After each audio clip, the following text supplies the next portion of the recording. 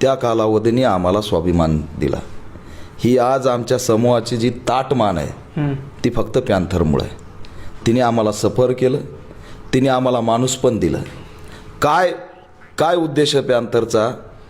की आम्हाला माणूस म्हणून जगू द्या, आम्ही जनावर नाही आहेत. तर ती जी भूमिका आहे पॅन्थरची, ती भूमिका आम्ही कॅच केली.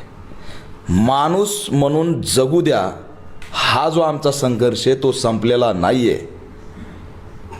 या विषमतावादी देशामध्ये कायमस्वरूपी आम्हाला गुलाम करण्यासाठी षडयंत्र करण्यात आले, हल्ले करण्यात आले, आमचा अस्तित्वाचा नायनाट करण्यात आला, कुत्र्यासारखं जनावरासारखं आम्हाला वागवण्यात आलं, नागवण्यात आलं. या विरोधात सगळ्यात मोठा विस्फोट जर कुणी केला असेल तर ते पॅन्थर मुवमेंटने केला.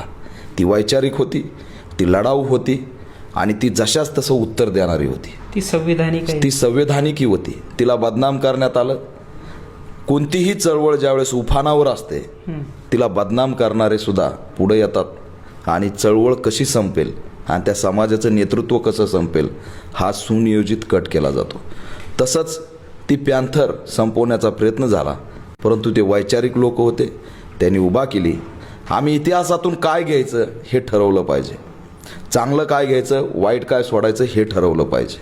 आम्ही त्या पॅन्थरमधून स्वाभिमान, संघर्ष आणि लढाऊ वृत्ती घेतलेली आणि त्यामुळे पॅन्थरसारखं मूवमेंट हेच समाजाचं रक्षण करू शकतं, हेच संविधान वाचू शकतं, हेच या ठिकाणी आमचं अस्तित्व अबाधित ठेवू शकतं.